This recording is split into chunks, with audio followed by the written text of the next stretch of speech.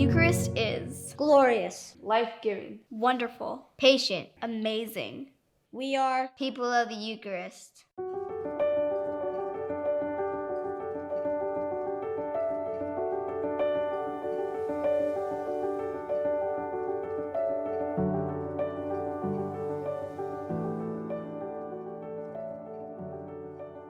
There is no virtue in beginning. It's easy. Many start, few finish. This is true in almost everything. By the second Friday of January, most New Year's resolutions have been abandoned. On this 7th day of our 33-day journey together, I want to encourage you to persevere. Perseverance is the pilgrim's virtue. Many people will abandon this path of consecration. Decide that you will not be one of them. The most practical wisdom I have ever received about prayer was from an old priest many years ago when I was a teenager and first starting to take my spiritual life seriously. The initial excitement had worn off and I was experiencing the early signs of dryness and desolation in prayer. Our natural and very human reaction when prayer doesn't feel good is to wonder what we are doing wrong. Prayer should never be judged by how it makes us feel, and we often aren't doing anything wrong. Prayer isn't about feelings. Just keep showing up, the old priest said to me. I didn't understand at first, and when I asked him what he meant, he replied, I'm speaking plainly. No hidden meanings, boy. Just keep showing up. Show up each day regardless of how you feel or if it is convenient. Just show up and let God work on you. It was a fabulous moment in my life. He was a fabulous priest and he helped me so much in my spiritual journey. This is the 6th seismic shift we mentioned yesterday. It occurs when showing up for our daily prayer is no longer a daily decision. It becomes a commitment, an agreement with your soul that no matter what, you are going to show up and be with God for that time each day in prayer. The only failure in prayer is to stop praying. You will think and feel things, and many of them don't mean what you initially think they mean. So keep showing up. Sit with whatever it is that God says to you and reveals to you. Just keep showing up. Some days prayer will seem easy and other days it will seem difficult. How it seems is never a good indication of how fruitful prayer is. Try not to judge your prayer. It is foolish to say, I prayed well today. It takes at least 10 years to determine whether you prayed well today. So just keep showing up.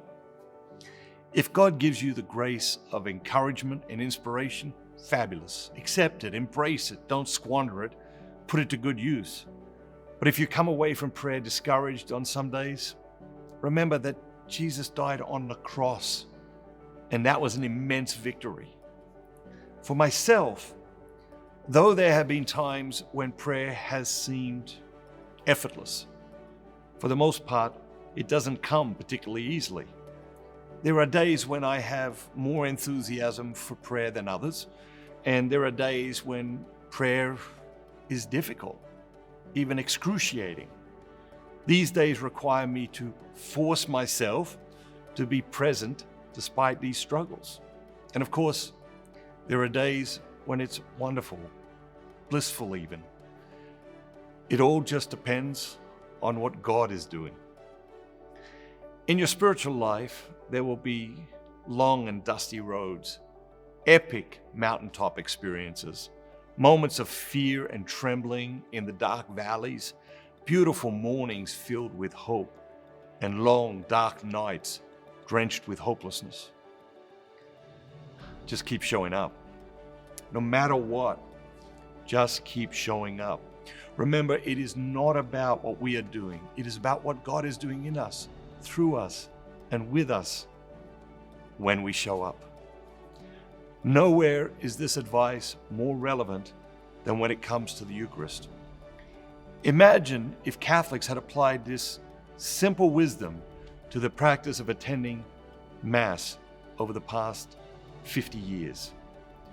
Just keep showing up. Show up each Sunday, regardless of how you feel or if it is convenient. Just show up and let God work on you. Imagine the Catholic Church and the state of society would be completely different today if we had just kept showing up for Sunday Mass and letting God work.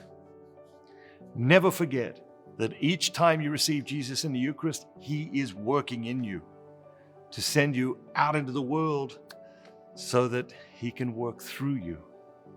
Trust, surrender, believe, and receive. Tragically, only 31% of Catholics in the United States believe Jesus is truly present in the Eucharist. Let's do something about that. Become a member of the International Society of the Eucharist today.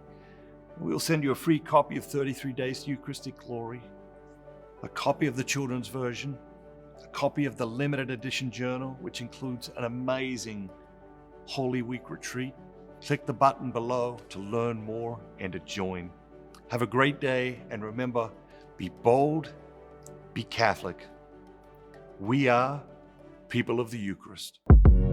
Jesus, I believe that you are truly present in the most holy sacrament of the Eucharist.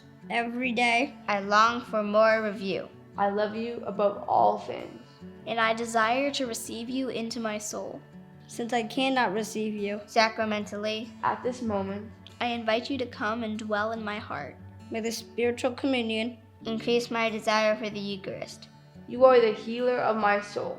take the blindness from my eyes, the deafness from my ears, The darkness from my mind, And the hardness from my heart. fill me with the grace, wisdom, and courage. to do your will, in all things. My Lord and my God. Draw me close to you. nearer than ever before. Amen.